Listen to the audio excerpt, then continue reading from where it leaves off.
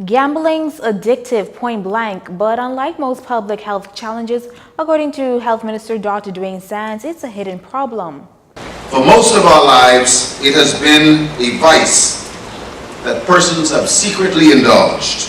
And for that reason, unlike most of the public health challenges in the Bahamas, we lack fundamental empirical data which we can quantify, which we can analyze, so that we can address the problem.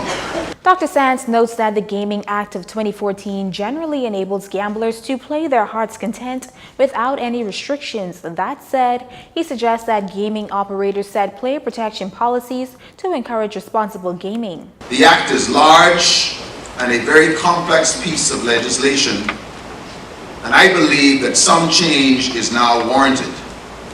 Notably, the act should include the provision to prevent and minimize harm from gambling, including problem gambling.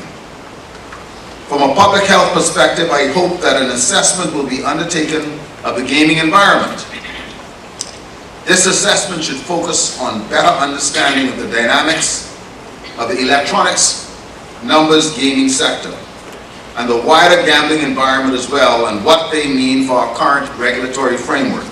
While gambling has become extremely common throughout Bahamian society, officials suggest checking for these common signs: losing time from work or school, borrowing to finance habits, gambling longer than planned, and committing crimes to gamble. Now, the American Psychiatric Association officially named gambling addiction a DSM-5 disorder. This placement joins the likes of drugs like cocaine, marijuana, and heroin. Meantime, a Frenchman paraded before the courts this afternoon on forgery charges. 36-year-old Malan Doumbia was charged before Deputy Chief Magistrate Shubasol Swain on 3 counts of possession of forged documents. The court heard that on Sunday, October 28th, here in New Providence, the defendant, with intent to defraud, had in his possession certain forged documents, namely 3 driver's licenses bearing the names Richard Hogg Jr., Abby Abdul Baba, and Richard Lee Jones. He pleaded guilty to all counts. Pleading his case, the Philadelphia resident told the magistrate he came to the Bahamas on vacation and was supposed to meet a friend. However, the friend could not come because of a family emergency. He said bringing the documents were a mistake as he forgot them in his wallet, but he never intended to use them. He added that he was sorry for what had happened and did not want to waste the court's time but wished to return home to his wife in the U.S.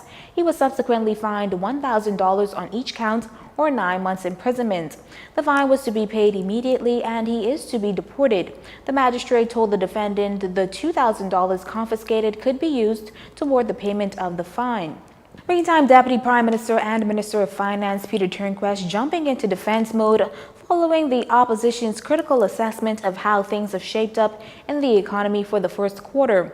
Finance officials are reporting $60+ million in collected revenue, but the opposition's point man on finance, Chester Cooper, says this is significantly under budgeted, an indication that the government's projections are not yet being met.